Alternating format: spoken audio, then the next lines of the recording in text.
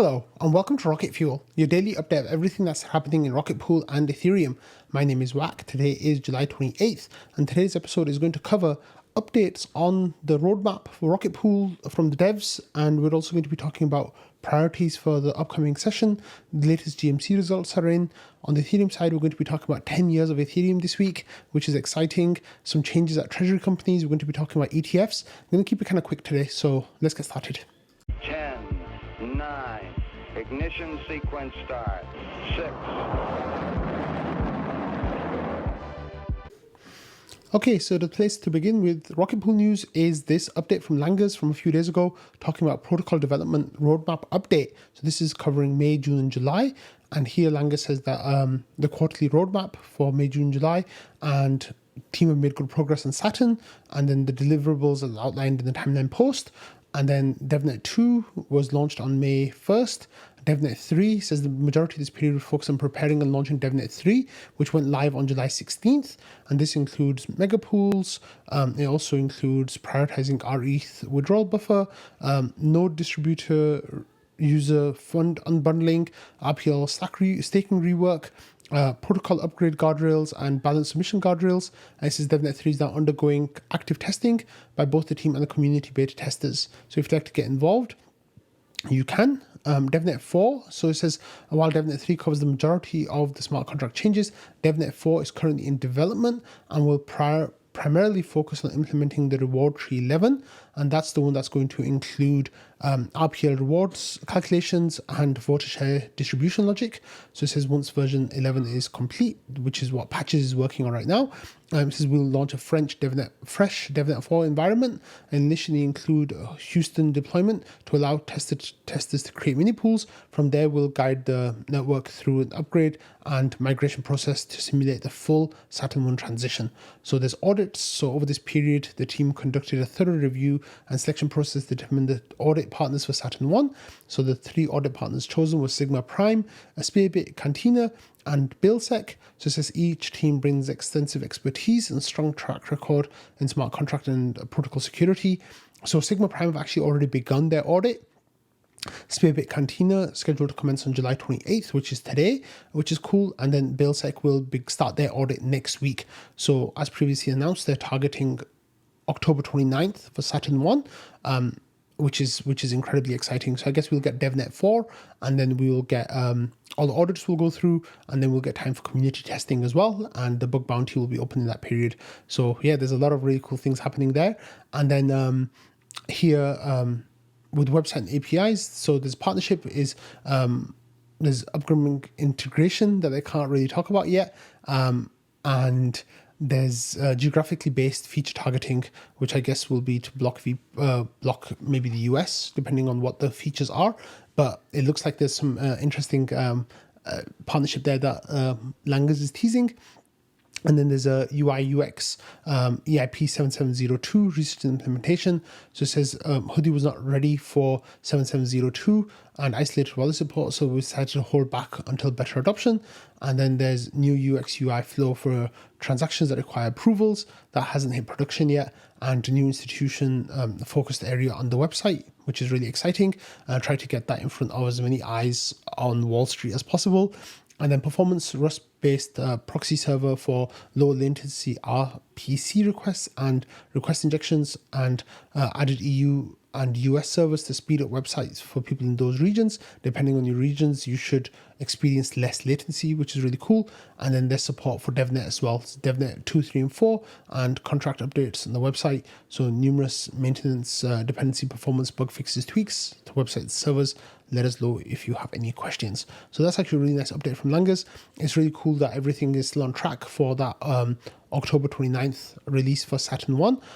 It's going to be right before the big Ethereum conference in Argentina, DevConnect. So that's really, really cool. And yeah, I'm hoping that it'll actually be somewhere around the time of Fosaka, which is the next Ethereum upgrade.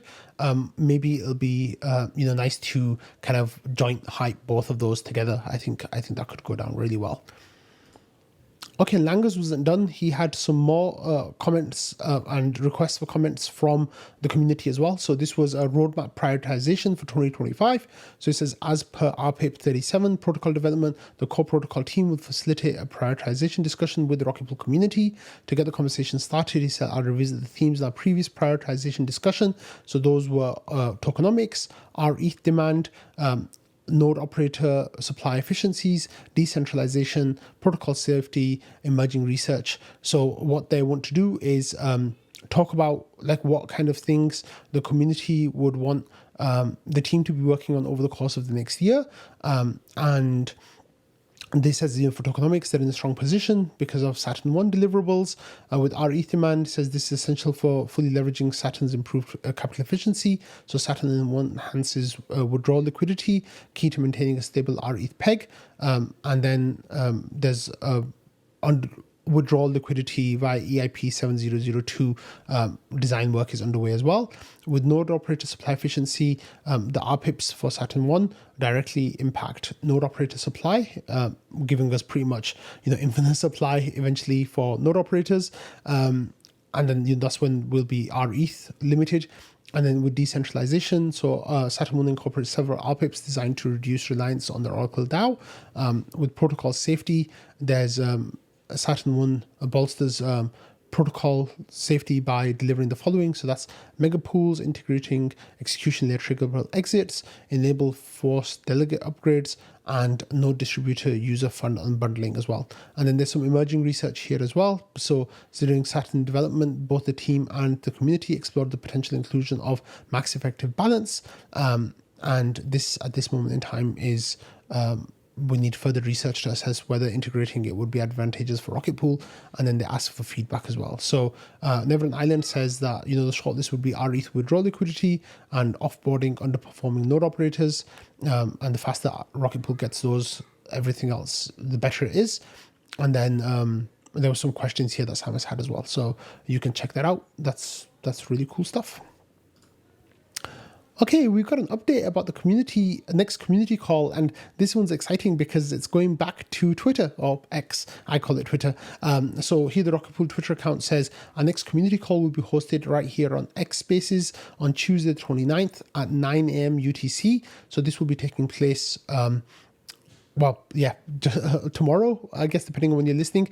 But the new time is 9 a.m. UTC, which is 4 a.m. in the USA, which is very, very early. So I'm not sure how many Americans will be listening in live, but the guests will be Pendle, and they're going to be talking about the new incentivized DeFi opportunity for our ETH liquid stakers. And then you'll be able to get a POAP as well if you listen. So that's really cool. And then there's the space is kind of set up. So I said, welcome back to Twitter. That's exciting. And that's not the only one that's actually coming on Twitter. If you have a look at the events page on the Rocket Pool Discord, you'll see that there's an event that is coming up with BTCS as well, which is really exciting. So BTCS are one of the treasury companies that are stacking ETH right now, and they are also node operators with Rocket Pool. So they said community call with BTCS. Don't miss with this one because it'll be CEO Charles Allen, and this will be on Monday, August the 4th. And then they're going to be talking about how Rocket Pool and BTCS, I guess, what BTCS is doing and how Rocket Pool is involved in that. So that will also be taking place on Twitter. So if you're curious about that, definitely check it out. Okay, we had the latest results of the GMC round 26. So this one ran from June 7th to July 7th. So it finished 3 weeks ago. And we basically got the results from that. So as always with the GMC results, there's general updates. So Karma Gap applied to integrate with the Rocket Pool DAO. That's ongoing at the moment. We'll have an update for that soon. And then Saturn 2 RETH improvements application was submitted in round 27 to cover research, governance, and specification of RETH withdrawal liquidity via forced exits, RETH protection from underperforming nodes via forced exits, and then they're asking for feedback. And then there's advertising. So it looks like the GMC will be reviewing larger advertising opportunities in the coming weeks. That's to get everything ready for Saturn 1 at the end of October, of course. And then the GMC put in a new policy for swapping RPL to stablecoins. So they will be using Bold, which is from Liquidity V2. And what happens is the key points are that if a person's grant is accepted, then we will swap out the full payment of that grant into Bold at the time of approval, just to make sure that we have enough money to pay out grants going forwards. So, we're not caught in that situation we were a couple of months ago, where we were kind of struggling to figure out how to pay the grants that we had outstanding. And then, so it says for fixed amount grants, any portion being paid during the upcoming payment cycle will remain in RPL, but the remaining amount will be swapped into Bold during the same payment cycle. And it says for grants with larger or incentive components, only the minimum granted amount will be swapped.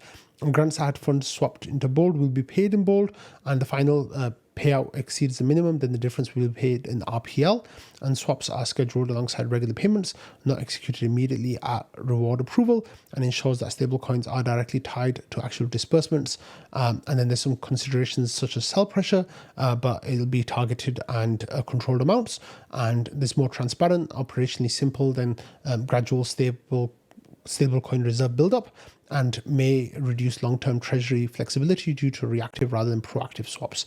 And then there were 4 applications for grants and 1 for a retroactive award, and they were all approved, but not at the full amounts. Except 1 was approved at the full amounts, and others were approved at reduced amounts or custom amounts. And Rocket Fuel was one of those grants that was up for renewal. And there was some changes made in how Rocket Pool is going to be paid for by the GMC over the next period. So if you want to read about all of that, you can find out what the GMC's thoughts were. All the GMC members participated in everything except Ken and Wack, who abstained from taking part for certain reasons, because they had competing grants up. And then there was ranked choice voting for some of the final grants that were available there. So if you want the full information, check out the fantastic post by Shifrin and get that information. Okay, on to some staking news now. And staking news here, we have Consensus have released the latest version of Teku, and this is version 25.7.1. It's an optional upgrade. It's got some bug fixes and improvements, so there's not too much there. But if you are a Teku user and if you want to upgrade, you're welcome to do that now. Okay, we are going to be talking about Ethereum news now, and the best place to start is that this is the 10th anniversary week of Ethereum, and that will be on Wednesday, July 30th. There's going to be celebrations happening around the world, which is really, really exciting. And the Ethereum account has been doing a whole bunch of different things, trying to get information out about the 10th anniversary of Ethereum. They've been doing the torch thing. I think Anthony Sisano is the current holder of the torch. I think then it'll be Vitalik, who's the last person who's holding the torch, which I think is quite fitting. But here we have an Ethereum white paper set the foundation for what Ethereum is today. The paper addressed challenges blockchains would likely face. Scalability was one of them. So if you've never read the white paper, you should definitely go and do that. It's actually like quite really well written, and it's really like has great foresight into like some of the DeFi things that came up, and all sorts of other things as well. So here Ethereum, the account says the paper didn't explicitly provide a solution to scalability challenge, but left it open. Ethereum was able to start making impact even without every challenge solved. So it says in 2017, Vitalik Buterin and Joseph Poon proposed Plasma, a framework for off-chain scaling secured by Ethereum. And then this led to years of experimentation and evolution that resulted in the foundation of Ethereum's L2 roadmap. And says that there's many rollups that are scaling the ecosystem without compromising security or decentralization. And Ethereum looks ahead to the next 10 years. Challenges like scalability serve as a reminder, and the unknown can be a driver of innovation. So yeah, there's some really cool stuff here. So check out the Ethereum account. Like I said, they are celebrating the 10th anniversary, and they've got some other great stuff that they're putting through for that as well. Binji here, who recently started working at the Ethereum Foundation in a part-time capacity, but also has worked with Optimism and Coinbase. It says that Ethereum has been online 10 years straight with 0 pauses and 0 maintenance windows. In that time, Facebook went down for 14 hours. Amazon Web Services Kinesis froze for 17 hours. Cloudflare dropped 19 data centers. out layer ones, well, you know. So it says every centralized giant blinks and they rely on on-call humans and scheduled downtime, but Ethereum never stops, not through forks, crashes, bubbles, lawsuits, hacks, wars, and every kind of drama the internet can throw at it. And it's no thanks to a CEO or a hotline. It's because someone saved it. It's because we all saved it. And devs, stakers, researchers, users, millions of us scattered around the world chose to show up block after block, year after year. So banks fail, clouds go dark, and servers get patched. Ethereum keeps going. We keep going. 10 years online, forever to go. So yeah, this is a really nice thought. And I really like this idea that, you know, Ethereum is unstoppable. Ethereum is there. Ethereum, you can't take it down. And, you know, 10 years going strong, this has been fantastic, and an infinite number more years to come. I think that's a really, really exciting sentiment. And of course, you know, shout out goes to core devs, stakers, all the people who are involved in keeping Ethereum up and running. And, you know, I'm doing my little part to keep it up and running by being a staker. And yeah, this is truly monumental when you think about it, like just how incredible it's been in that time. Okay, we're going to spend a few minutes talking about the ETH treasury companies, and then we're going to be talking about the ETFs before we wrap it up. But there were a couple of big updates that came out of SBET, you know, Sharplink Gaming, and that is that they have a new co-CEO, and this is Joseph Shalom, who was previously the head of blockchain and digital asset stuff at Blockworks. Not Blockworks. I've been thinking about Blockworks way too much with all the drama. BlackRock, sorry. This person helped, Joseph helped launch IBIT and ETH, and also their Biddle fund. So he's been working with digital assets for a while and got poached by Joe Lubin basically to become co-CEO. I think this is going to be one of those situations that's kind of similar to the Ethereum Foundation, where, you know, one of the executive leads is kind of out in front and kind of talking to people and being the face of the company, and then another one's kind of focused on other things that are more behind the scenes, like, you know, Thomas is kind of like front facing and very much like in touch with what the community is doing and saying, and then we have Xiao Wei, who's very much like working with research and all that kind of stuff. So I think Joe Lubin will very much be like the face of SBET or Sharplink Gaming, and then Joseph Shalom will be kind of behind the scenes, making sure that all the regulatory stuff is good and all the other, you know, all that kind of stuff is good. So I think they're gonna be a really strong team. There's this kind of joke that says that, you know, you need your CEO to be like a bald person, and now we have two bald people as the CEOs of SBET. So yeah, they're gonna be really strong. So, you know, he says that everything's moving on chain and it's all happening on Ethereum, and that's where he wants to be.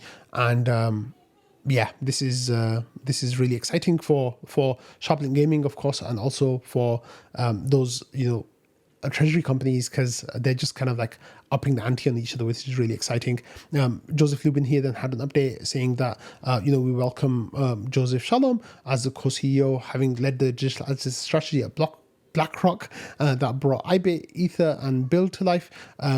Joseph laid the groundwork for institutional adoption of crypto at scale, and Ethereum is entering the next chapter. This is when serious capital need experienced leadership and deeply aligned builders to push it to the core of global finance.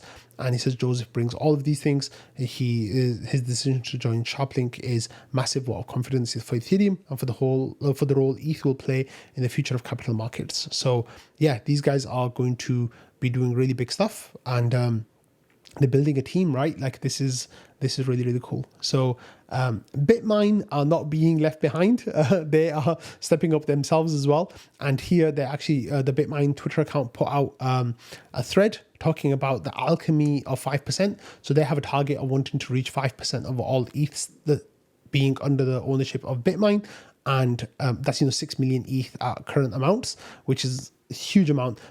So they actually put together this talk, the chairman's message, which Tom Lee was talking through, and some of the slides from that are basically this tweet thread. So they're talking about you know, how they started with $250 million pipe, and that has grown so much in the in the week since then. 18 days later, now they have $2.7 billion of ETH and treasury assets, which is just phenomenal growth. And then they're saying that, there's a kind of scarcity, and, before there'd be scarcity of people, but now there's scarcity of ETH. And what's really interesting is that they say that, Michael Saylor, when he got involved with Bitcoin, the price of Bitcoin has gone up, X amount, and the price of the MicroStrategy stock has gone up way more than Bitcoin has in that time. So they're saying that, their BMNR stock should outperform ETH as well with the idea they have, but they're pitching long-term targets of the ETH price and giving different ideas of where it might go, saying that with ETH's digital oil gang, they're saying it goes to $604,000. With research firms, they're saying that it could go to $60,000. So they're saying that we expect ETH to grow a lot here. Yeah, so Bitcoin has gone up 11 times since MicroStrategy started buying, and MicroStrategy's stock has gone up 30x in that time. So they're saying that the whole $2.7 billion after 18 days, they want to be the MicroStrategy of Ethereum and help the ETH price go up, also help their holdings go up and make BMNR stockholders even richer. And then they're talking about how they have the NAV per share. So it's $22.84 NAV per share. And on July 8th, that was $4 per share. Now it's $23 per share. So they have had a 6 times increase in NAV per share in 18 days. And that's what they're trying to get to 5%. So yeah, they want to stack that ETH, and they are not going to stop doing that. So let's have a look at where we stand with the strategic ETH reserve. And some of these numbers, we actually hit $9 billion earlier with 2.33 million ETH. ETH earlier had hit $3,900. So that was over $9 billion, which when I covered the strategic ETH reserve, I think a few weeks ago, or maybe a couple of months ago now, I think it was less than $1 billion at the time. So this has just had an explosive growth. And the ETFs are nearly at $22 billion.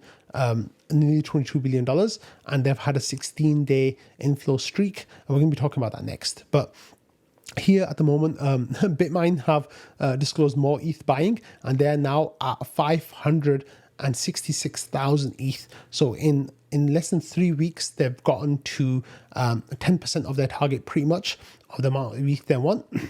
Sharplink Gaming here still says 360,000 ETH. However, they announced their purchases on Tuesdays, so we'll get an updated number from them tomorrow. I think there's been over 75,000 ETH that they have bought in the last week since their previous announcement. So even with that, they're going to be behind Bitmine. And then Ether Machine are at 170,000 ETH right now. I think they're buying quite actively, so they are going to push that number up. Bit Digital at 120,000. I've not seen them making any purchases for a few days. I think they've gone up by about 20,000.